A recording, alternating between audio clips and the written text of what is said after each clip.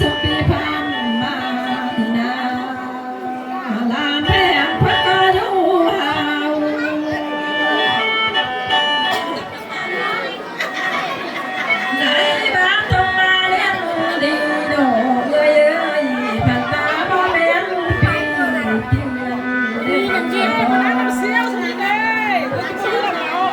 างก่อน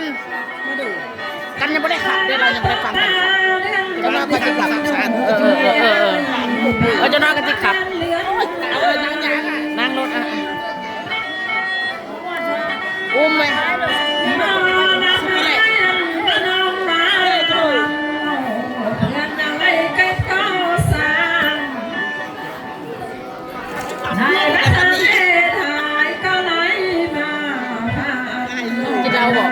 กินน้อยหนึ่งบอกกินอ่ะมันทายทำกัน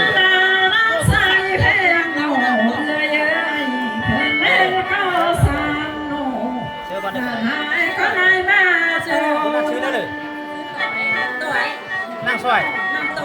นั่งต่อยผู้นี้เด้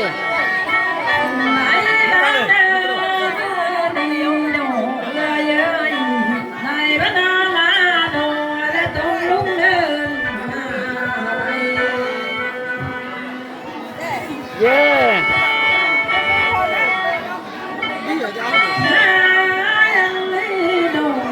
มันเสียงมันอยากเฮี้ยมันกินดีอะสักพักเดียว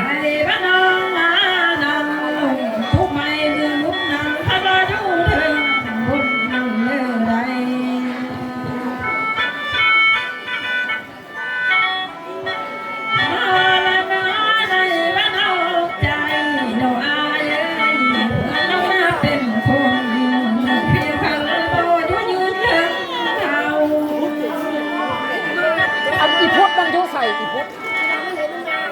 มาแล้วมาไปสู้มือก็มาชอบอีพุทธเลย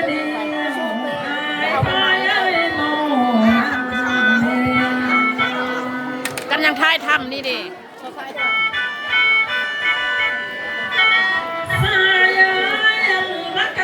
จะเป็นเศร้าเนื้อก็